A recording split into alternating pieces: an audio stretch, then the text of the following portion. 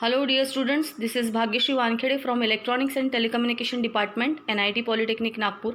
Welcomes you all for the lecture number 4 of the subject Digital Technique from the topic Sequential Logic Circuit. The course outcome of this topic is Build Simple Sequential Circuit. As you already know, the meaning of course outcome means after completion of this unit number 4, you will be able to build simple sequential logic circuits. The learning outcomes of this topic are understand the concept of JK flip-flop along with its circuit diagram and truth table. You will be able to understand the concept of clock JK flip-flop with preset and clear terminal along with their importance. You will be again able to understand what is race round condition and how it can be eliminated. Student, this is the most important part of JK flip-flop, that is race round condition. Actually, this is the problem created in JK flip-flop and how we can eliminate this problem we will see in this topic. So student, अभी हम देखते हैं कि JK flip-flop और लेकिन JK flip-flop पढ़ने के पहले हमें थोड़ा सा रिव्यू लेना पड़ेगा कि SR flip-flop कैसे वर्क करता था. सपोज ये SR flip-flop है और हम प्रीवियस चैप्टर में पढ़ चुके हैं लेक्चर में कि SR flip-flop को कंस्ट्रक्ट करने के लिए अब बेसिक लैच हमें ड्रॉ करना ज़रूरी है, जिसमें 2 NAND गेट्स होते हैं क्रॉस कपल में और उसमें हम एक्स्ट्रा NAND गेट्स लगाते हैं और इसका ड्रॉ करने का तरीका भी मैं बता चुकी हूँ आप लोगों को. उसके बाद दोनों NAND गेट्स के एक एक टर्मिनल को हम कॉमन करके वहाँ पे क्लॉक दे देते हैं और दोनों टर्मिनल्स पे हम S और R ये इनपुट टर्मिनल्स देते हैं ताकि हम S पे भी इनपुट दे सकें और R पे भी दे सकें. और इन दोनों को इनपुट देने के बाद हमें जो आउटपुट्स मिलते हैं, एक आउटपुट को कहा जाता है Q और दूसरे को कहा जाता है Q बार, बिकॉज ये दोनों भी एक दूसरे के कॉम्प्लीमेंट होते हैं. अब ये ट्रुथ टेबल अगर हमें स्टडी करना है और अगर क्लॉक हमने यूज़ किया है पॉजिटिव एज ट्रिगर, तो पॉजिटिव एज ट्रिगर को हम अपवर्ड एरो से दिखाते हैं. Suppose clock is positive edge trigger, तो आपको इनके बारे में सोचने की ज़रूरत नहीं है. आप सिर्फ इन 4 कंडीशंस के बारे में सोचिए कि क्लॉक अगर पॉजिटिव एज ट्रिगर्ड है और अगर हमने S और R को 0 0 दिया तो हमें पता है कि दोनों आउटपुट्स में कुछ भी चेंज नहीं होता. जो पहले वाला आउटपुट होगा, जो Q की पहले वैल्यू होगी या Q बार की जो पहले वैल्यू होगी, वही सेम वैल्यू हमें मिलती है S और R को 0 0 देने के बाद. इसीलिए उसको नो चेंज कंडीशन कहा जाता है. वैसे ही क्लॉक अगर पॉजिटिव है और S और R को 0 1 अगर देते हैं तो हमारा आउटपुट भी हमेशा 0 1 ही आता है और आउटपुट का 0 होना यानी रिसेट कंडीशन.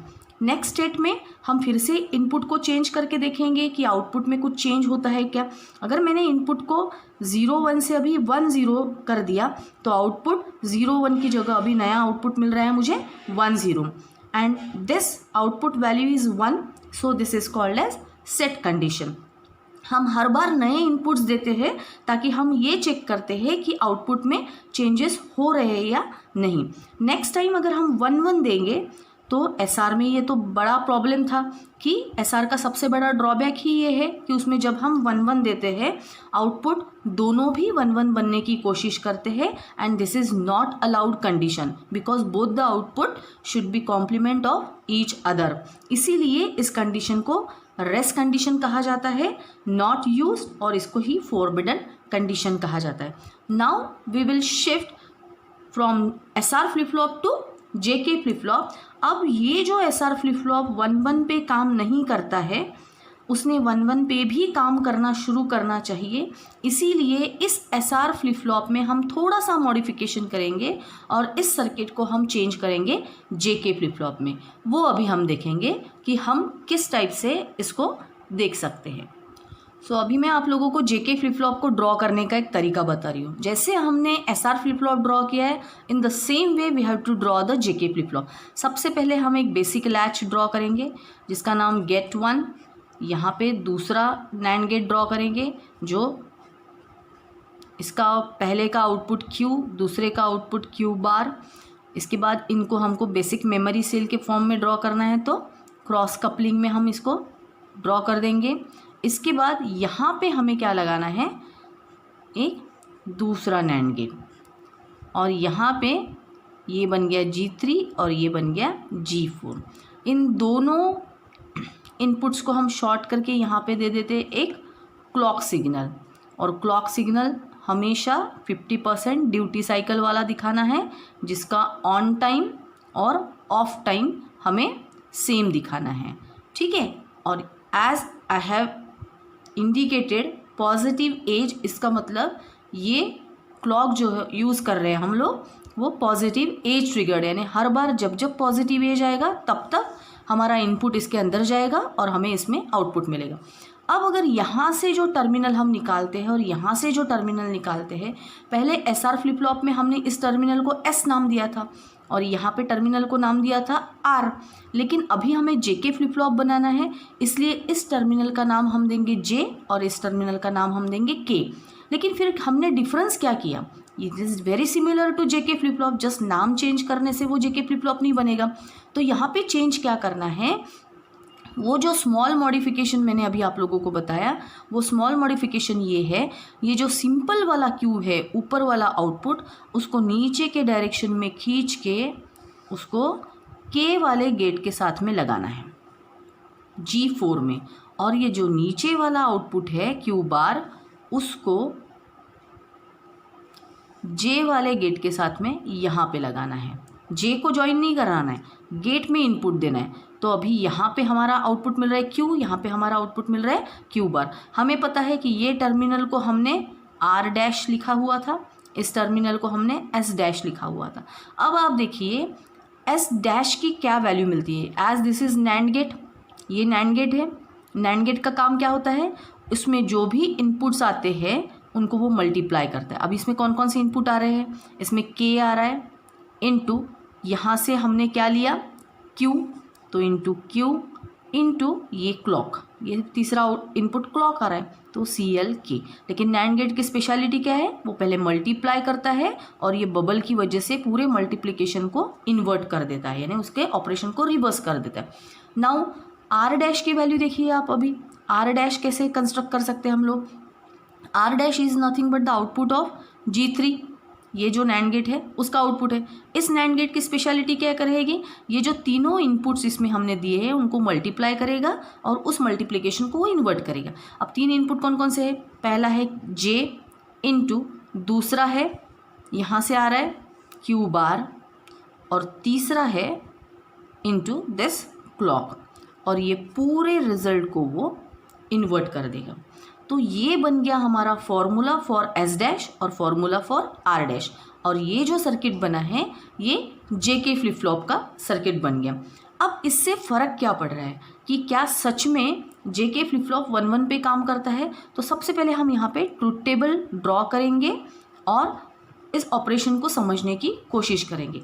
यहाँ पे ट्रुथ टेबल में मैंने क्लॉक लिखा हुआ है, नेक्स्ट इनपुट्स आर J और दूसरा इनपुट K, और यहाँ पे मेरा नेक्स्ट वाला इनपुट आएगा Qn+1, दूसरा आउटपुट आएगा n+1 होल बार, और यहाँ पे हम रिमार्क लिखेंगे कि हमारा कौन सा स्टेट आता है। अब देखिए जब जब क्लॉक हमने पॉजिटिव एज ट्रिगर लिखा हुआ है तो हमको 4 बार पॉजिटिव एज ट्रिगर यहाँ पे दिखाना पड़ेगा, और J और K की वैल्यू क्या क्या हो सकती है ये भी हमें पता है, या तो J K दोनों 0-0 हो सकते हैं, फिर ये 0-1 हो सकता है, ये 1-0 हो सकता है, और ये दोनों भी 1-1 हो सकते हैं। अब आप देखिए कि हमने JK फ्लिप फ्लॉप किस लिए बनाया कि SR फ्लिप फ्लॉप 1-1 पे काम नहीं कर रहा था, इसीलिए हमने JK फ्लिप फ्लॉप बनाया। तो इसको याद रखने का बहुत ही सिंपल तरीका है कि इसका मतलब ही ये है कि ये तीनों कंडीशन के लिए JK फ्लिप फ्लॉप वैसे ही काम करता है जैसे SR फ्लिप फ्लॉप, यानी 0-0 पे यहाँ पे क्या मिलेगा मुझे, पहले वाला रिजल्ट Qn, यहाँ पे Qn बार, इसका मतलब नो चेंज। फिर 0-1 पे 0-1, इसका मतलब आउटपुट 0 हुआ तो ये हो गया रिसेट। 1-0 पे 1-0, just like SR flip flop, output 1 हो गया है, इसका मतलब ये सेट। लेकिन अभी हमने क्या चेंज किया कि 1-1 पे पहले रेस्ट कंडीशन आ रहा था, और उस रेस्ट कंडीशन को अवॉइड करने के लिए हमने ये एक्स्ट्रा उसमें मॉडिफिकेशन किया है, सो दैट 1-1 का रेस्ट कंडीशन हम अभी अवॉइड कर सकें। तो आप अभी देखिए कि जैसे ही हम नया इनपुट देंगे 1-1, आउटपुट में क्या चेंज होता है ये हमको अभी नोट करना है। अब इसके पहले वाला आउटपुट क्या है हमारा, Qn+1 की वैल्यू क्या है 1 और Qn+1 बार की वैल्यू क्या है 0। तो अभी हम यही सिचुएशन के लिए अभी फ़िलहाल के लिए ये समझ के चलते हैं कि अभी वाला जो आउटपुट है हमारा वो है 1 और 0। अब नया इनपुट 1 1 देने के बाद आउटपुट में क्या चेंज होते हैं ये हमें चेक करना है। तो सपोज़ Qn की वैल्यू है 1 और Qn बार की वैल्यू है 0, तो S डैश की वैल्यू क्या आएगी। S डैश का फॉर्मूला क्या है, K into Q into clock, तो होल बार। अब देखिए K की वैल्यू क्या है यहाँ पे 1, K की वैल्यू 1, Q की वैल्यू क्या है, हमने पहले वाला कंडीशन लिया है कि अभी सपोज समझ लो कि आउटपुट हमारा 1 है, अभी तक हमारा नया आउटपुट आया नहीं है, पहले वाला ही आउटपुट लेके चलना पड़ेगा। तो पहले वाला आउटपुट क्या है 1 इनटू क्लॉक को क्या इंडिकेट करना पड़ेगा हमको, पॉजिटिव एज है, इसका मतलब उसको भी 1 दिखाना पड़ेगा। तो 1 इंटू 1 इंटू 1 होल बार, तो 1 इंटू 1 इंटू 1 का मतलब होता है 1 और 1 इन्वर्ट, 1 को इन्वर्ट कर देंगे तो हमें क्या मिलेगा 0, यानी S डैश की वैल्यू क्या आ जाएगी अभी हमारी 0। ठीक है, और अभी उसी टाइप से हम R डैश को सॉल्व करने की कोशिश करेंगे। R डैश में क्या है, J की वैल्यू क्या है 1, J की वैल्यू 1 इंटू Q बार क्या है, देखिए यहाँ पे Q बार की वैल्यू क्या है 0 इंटू दिस क्लॉक की वैल्यू क्या है, यहाँ पे क्लॉक है, क्लॉक की वैल्यू क्या लिखना है हम लोगों को 1, तो ये होल बार, तो 1 इंटू 0 0, 0 इंटू 1 अगेन 0 और 0 का होल बार यानी 1, यानी R डैश की वैल्यू क्या आ गई हमारी 1। और हमें बेसिक लैच का फंक्शन पता है, जब S की वैल्यू 0 होती है और R की वैल्यू 1 होती है, हमेशा Q की वैल्यू क्या आती है यहाँ पे 0 और Q बार की वैल्यू क्या आती है 1। अब आप देखिए कि पहले वाला जो आउटपुट था 1 0, उसका एग्जैक्टली उल्टा आउटपुट अभी हमें यहाँ मिला है ना 0 1। इसी का मतलब जो भी प्रीवियस स्टेट में आउटपुट होता है, अगर हमने इनपुट 1 1 दिए तो प्रीवियस वाले आउटपुट के कंपैरिजन में हमें हमेशा उल्टा आउटपुट मिलता है, और इस कंडीशन को कहा जाता है टॉगल कंडीशन। टॉगल का मतलब ऑन का ऑफ होना और ऑफ का ऑन होना, यानी 1 का 0 बनना और 0 का 1 बनना। अगर हमने ये वाली कंडीशन लेके सॉल्व किया रहता तो भी 0 की जगह पे यहाँ पे हमें 1 मिलता था और 1 की जगह पे यहाँ पे 0 आता था। इसका मतलब हमेशा आउटपुट 1 1 J और K को 1 1 देने के बाद आउटपुट हमेशा पहले वाले स्टेट से हमेशा उल्टा मिलता है। पहला आउटपुट अगर 1 0 होगा तो हमें यहाँ पे मिलेगा 0 1, पहला आउटपुट अगर 0 1 होगा तो हमें यहाँ पे मिलेगा 1 0। इसीलिए उस कंडीशन को कहा जाता है टॉगल कंडीशन। टॉगलिंग का मतलब होता है ऑन को ऑफ करना एंड ऑफ को ऑन करना। अगर आपको किसी ने कहा कि आपको सिम्बॉल्स ड्रॉ करके दिखाना है JK फ्लिप फ्लॉप का, तो it's very simple technique how to draw the symbol of JK। Symbol में क्या रहेगा J और K, और यहाँ पे हमेशा Q और यहाँ पे Q बार, यानी ये 2 आउटपुट 2 इनपुट। अब डिपेंड करता है सारा क्लॉक सिग्नल पे कि क्लॉक कौन सा यूज़ कर रहे हैं। अगर क्लॉक मैंने सिंपल स्ट्रेट लाइन दिया तो इसको कहा जाएगा positive level triggered JK flip flop, है ना। हमने पहले ही बताया था कि सिंपल स्ट्रेट लाइन का मतलब पॉजिटिव लेवल। अगर मुझे निगेटिव लेवल करना है तो यहाँ पे J K Q बार, और ये जो क्लॉक है निगेटिव दिखाने के लिए हम हमेशा क्लॉक को बबल के साथ इंडिकेट करते हैं। तो ये हो जाएगा हमारा निगेटिव लेवल, क्योंकि लेवल का मतलब स्ट्रेट लाइन। इसके बाद अगर मुझे ड्रॉ करना है पॉजिटिव एज, तो पॉजिटिव एज को दिखाने के लिए क्या टेक्निक बताई गई थी कि J K Q बार, ये 2 इनपुट 2 आउटपुट, और क्लॉक को कैसे दिखाना है एरो के साथ में एक line, it indicates positive edge. और जो निगेटिव एज अगर दिखाना है, निगेटिव का मतलब बबल आना ज़रूरी है ना, बबल इंडिकेट होना ज़रूरी है। तो दिस इज़ JK, ये हो गया क्लॉक, ये एरो विथ निगेटिव, यानी बबल के साथ में हम एरो दिखाते हैं तो निगेटिव एज ट्रिगर्ड। ठीक है, इस टाइप से हम 4 सिम्बॉल्स भी इसके ड्रॉ कर सकते हैं JK फ्लिप फ्लॉप में। अब देखिए स्टूडेंट, मैं आपको बहुत ही इम्पॉर्टेंट पार्ट समझाने की कोशिश कर रही हूँ। आपका फुल कंसंट्रेशन अभी यहाँ पे ज़रूरी है कि रेस्ट अराउंड कंडीशन यानी क्या होता है। अब रेस्ट कंडीशन का मतलब आपको पता था कि जब जब S = 1 SR फ्लिप फ्लॉप में और R = 1 होता है तो Q और Q बार दोनों भी 1 बनने की कोशिश करते हैं, लेकिन ये नॉट अलाउड कंडीशन है। दोनों एक दूसरे से डिफरेंट होना चाहिए। Q 1 तो Q बार 0 होना चाहिए। इसीलिए इस कंडीशन को हटाने के लिए, रेस्ट कंडीशन को अवॉइड करने के लिए हमने J और K वाला फ्लिप फ्लॉप यूज़ किया। लेकिन J और K में जब जब हम J को 1 देते हैं और K की वैल्यू 1 करते हैं तो यह टॉगल कर देता है। टॉगल का मतलब क्या बताया मैंने कि पहले वाला जो आउटपुट आएगा, पहले वाला जो आउटपुट होगा उसका एग्जैक्टली उल्टा आउटपुट हमें मिलता है। यानी पहला वाला आउटपुट अगर Q की वैल्यू 1 है तो जैसे ही हम J और K को 1 1 देंगे तो Q की वैल्यू 0 हो जाएगी, और Q बार की वैल्यू 0 है तो J और K 1 1 देने के बाद Q बार की वैल्यू 1 हो जाएगी। यानी टॉगलिंग हो जाएगा, यानी एग्जैक्टली उल्टा रिजल्ट आएगा। लेकिन अभी अगर clock signal positive edge triggered ना होते हुए अगर clock signal positive level triggered रहा तो इस प्रॉब्लम में यहाँ पे J = 1 और K = 1 में क्या प्रॉब्लम होता है, उस कंडीशन को ही रेस्ट अराउंड कंडीशन कहा जाता है। रेस्ट अराउंड कंडीशन के लिए समझने के लिए क्लॉक को कंसिडर करना ज़रूरी है कि क्लॉक पॉजिटिव लेवल ट्रिगर्ड है। Suppose clock positive level triggered है, सो पॉजिटिव लेवल का मतलब क्या बताया था, क्लॉक की वैल्यू 1 पे होना। सपोज क्लॉक की 2 वैल्यू हो सकती है, या तो 0 या तो 1। 0 से 1 वाले कंडीशन को हम पॉजिटिव एज कहते हैं और 1 से 0 जाने की कंडीशन को निगेटिव एज करते हैं। लेकिन सपोज क्लॉक कंसिडर किया हमने पॉजिटिव लेवल। पॉजिटिव लेवल का मतलब जब जब पॉजिटिव लेवल आएगा तब तब जेके फ्लिप फ्लॉप अगर ऑपरेट होता है तो उसको कहा जाता है पॉजिटिव लेवल ट्रिगर्ड। सो यहाँ पे देखिए मैंने एक क्लॉक सिग्नल ड्रॉ किया है, आपको भी ये टॉपिक समझाने के लिए इसी टाइप से ड्रॉ करना है। क्लॉक सिग्नल मैंने अगर पॉजिटिव लेवल ट्रिगर्ड ड्रॉ किया हुआ है तो 1 पे उसकी कंडीशन दिखाई है। उसी टाइप से J की वैल्यू क्या क्या हो सकती है, या तो 0 या तो 1।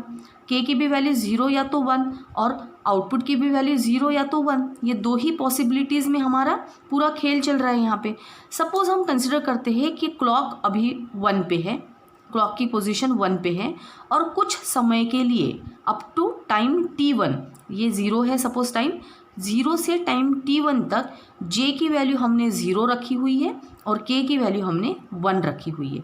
और आप लोगों को पहले ही पता है कि जब जब J की वैल्यू 0 होती है, K की वैल्यू 1 होती है तो आउटपुट हमारा हमेशा 0 आता है। 0 1, 0 1 पे हमेशा 0 1 आएगा, तो आउटपुट भी हमारा क्या मिलेगा, हमको 0 पे मिलेगा। इसको हम कहते हैं रीसेट कंडीशन। अब सपोज इतना टाइम होने के बाद हमने वैल्यू चेंज कर दी, J की वैल्यू हमने कर दी अभी 1 और K की वैल्यू हमने कर दी 0, तो क्लॉक अभी भी क्या है, पॉजिटिव लेवल ट्रिगर्ड। लेवल का मतलब जब जब पॉजिटिव लेवल आएगा तभी ये फ्लिप फ्लॉप काम करेगा, तो अभी ये काम कर ही रहा है ना। तो हमने इनपुट चेंज कर दिया 1 पे और K को चेंज कर दिया 0 पे, तो J = 1 और K = 0, हमारा आउटपुट हमेशा क्या आएगा, 1 0। तो यहाँ पे देखिए आउटपुट की वैल्यू भी कहाँ पे चली गई, अभी 0 से 1 पे। तो इसको कहा जाता है सेट कंडीशन, यानी पहले वाला था रिसेट, दूसरा वाला था सेट। अब हम समझने की कोशिश करते हैं कि after this time period t2 अगर मेरी J की वैल्यू अभी भी नेक्स्ट टाइम तक यानी t3 तक 1 ही है और मैंने K की भी वैल्यू 1 कर दी। अब J की भी वैल्यू 1, K की भी वैल्यू 1, तो ये कौन सी कंडीशन होती है, टॉगल कंडीशन। और टॉगल का मतलब क्या होता है, जो आउटपुट 1 पे है उसने अभी कहाँ पे आना चाहिए, 0 पे आना चाहिए। जैसे ही ये 1 पे आया उसने क्या कर दिया, आउटपुट 0 पे आया। अब ये 0 पे तो रहेगा, लेकिन ये कितनी देर तक 0 पे रहेगा, जब तक क्लॉक भी 1 है, J भी 1 है और K भी 1 है। इसने एक ही बार टॉगल होना चाहिए था, 1 से सिर्फ 0 में एक ही बार जाना चाहिए था। लेकिन जब तक ये तीनों वैल्यूज़ 1 1 1 होती है तब तक ये ऑटोमेटिकली टॉगल होते रहता है। यानी 1 से 0 पे आया, ज़ीरो से ये वापस 1 पे जाएगा, फिर से 1 से 0 पे, 0 से 1, 1 से 0, 0 पे 1, 1 पे 0, और ये तब तक चलते रहेगा जब तक क्लॉक जे और के तीनों 1 1 पे है, तब तक चलते रहेगा। तो ये टॉगलिंग मल्टीपल टाइम्स टॉगल होते रहेगा हमारा फ्लिप फ्लॉप, और इस multiple toggling is the main problem. Actually toggling एक ही बार होना चाहिए था, 0 का आउटपुट 1 होना चाहिए था, ऑफ से ऑन होना चाहिए था या ऑन से ऑफ होना चाहिए था, लेकिन वो बार बार अगर ऑन ऑफ हो रहा है, और अगर बड़े इंडस्ट्रीज़ में हम ये फ्लिप फ्लॉप यूज़ कर रहे हैं और बड़ी बड़ी मशीनरीज अगर हम ऑपरेट कर रहे हैं, तो बार बार ऑन ऑफ की वजह से बहुत सारा लॉस हो सकता है इंडस्ट्री का। इसीलिए इस मल्टीपल टॉगलिंग को ही रेस अराउंड कंडीशन कहा जाता है। इस रेस अराउंड कंडीशन का मतलब क्या बताया मैंने, कि multiple times JK flip flop का टॉगल होना, लेकिन कब, when ever clock is 1, J is 1 and के इज़ 1।